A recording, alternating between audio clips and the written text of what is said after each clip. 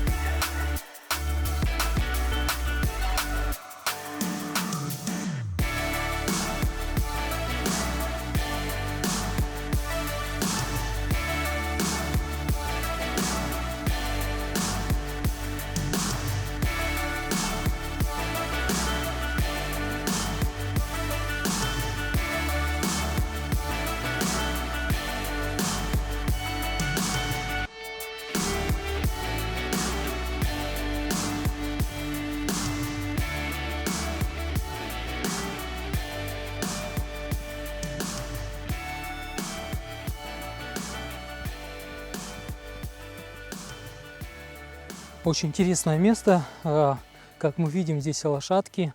Они с двумя головами. Одна голова смотрит куда-нибудь в сторону, да, вперед. А другая голова, как видим, кушает траву. Вот таким образом. Очень красивые арт-объекты. Воздух здесь классный. Да и в Якутии в целом всегда на природе классно. С 18 года этот объект, представляете, я даже не знал. Я впервые услышал об этом месте в прошлом году, только в прошлом году. И вот сегодня наконец-то я здесь. Только что я, перед тем как... Я вообще на рассвете пришел сюда, да? Где-то в 3:30 выехал из дома, чтобы вместе с рассветом отснять все эти объекты. Но, к сожалению, я приехал сюда в 4 часа где-то. 4:10, 4:15. Солнце только выходило. А так здесь, видите, никого нету. Полный минимализм. Конечно, за спиной там люди с палатками, с костром. Собственно, с чего же приехали. Вот. Так днем, вечером здесь будет просто полгорода практически. Это очень популярное место для фотографирований и так далее. В общем, история такая. Вблизи от этого места есть деревья. Я, в общем, управлял дроном и не смотрел, куда дрон летит и так далее, потому что управлял, сидя в машине, и смотрел на экран. Летел боком. В общем, боком взял, врезался об дерево, и у меня случилось ДТП. У дрона сломалась лопасть. К сожалению, я с дома не взял с собой запасные лопасти, и из-за этого я не смог отснять дальше кадры.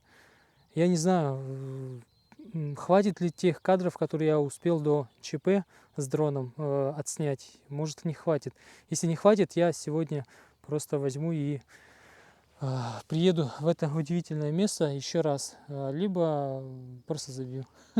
То, что отснял, все опубликую. Вы же любите смотреть где-то по 2-3 минуты все это длительное видео. Не любите, соответственно, может, так и оставлю. Посмотрим.